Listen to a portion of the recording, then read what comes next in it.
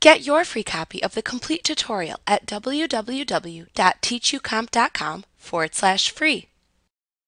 The first time you set up your payroll, you create your first pay schedule. However, you may need to add more pay schedules for employees that are paid at a different time, are on a set salary, or for any other reason.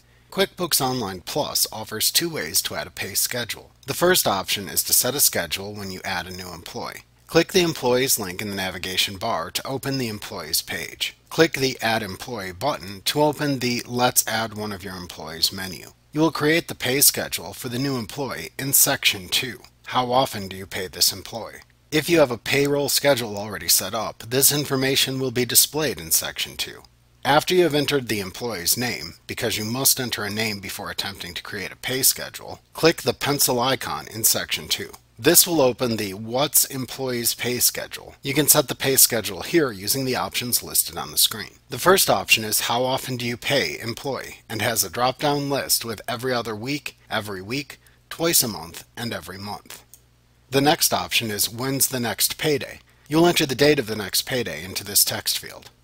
Next is When's the last day of work, meaning pay period, for that payday. This is where you will enter the last day of the pay period into the text field.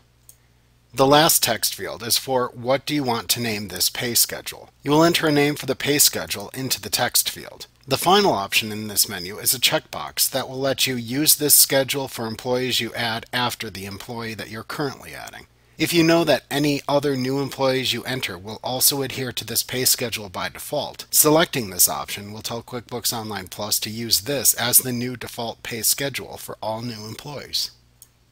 The second way to add a new payroll schedule is to access the payroll settings via the gear icon. Click the Payroll Settings link under the Settings column to open the Preferences page. From this page, click the Pay Policies link at the top of the page. You will see an Edit Pay Policies heading with pay schedules directly below it. Click the Create button to open the Create Pay Schedule page. The first option is the pay period, and it has a drop-down list with every other week, twice a month, and every month. Next is the pay date setting for the payroll schedule. Use the calendar field to enter the date. The next calendar field is where you will enter the date for the end of the pay period. There is also a checkbox here that will let you set this schedule as the default for any new employees. When you have completed your entries, click the OK button. A pay schedule confirmation page will then open. You can then click OK again to close the page and save your new pay schedule.